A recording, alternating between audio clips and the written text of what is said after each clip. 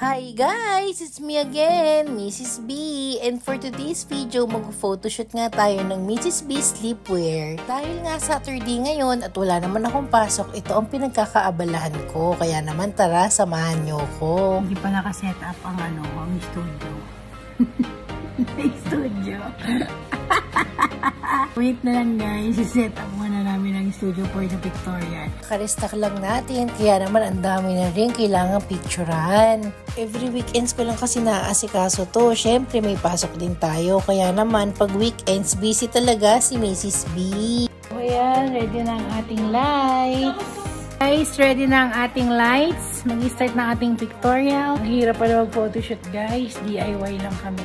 Hindi pa nga kami nakakarami ng shots. May naiinis na. Maiksi ang pasensya ng mga modelo ko. Ayan yung pose mo. Ano dito sa daliri mo? Ito naman, nagbabibrate ang ilaw. Parang yung sa bike. Ayan, ang isang model. Model. Ayan, oh. Ang dami kasi mga unnecessary dito. Yung model.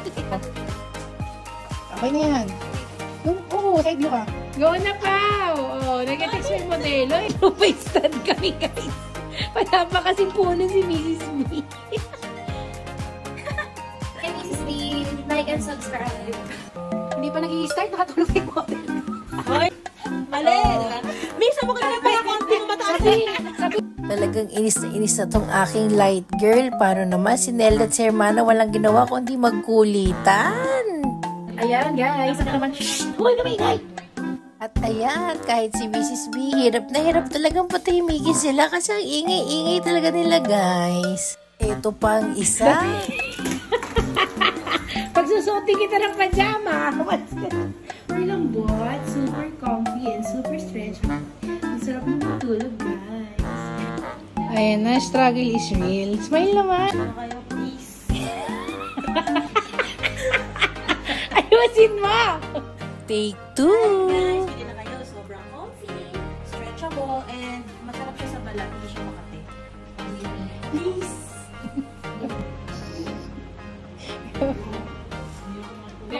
So, ayan, malapit na kami matapos guys.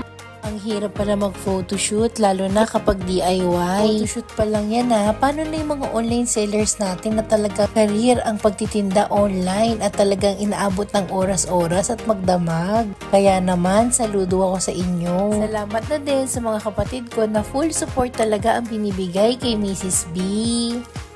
Bili na kay Mrs. B, yung sleepwear. Thanks!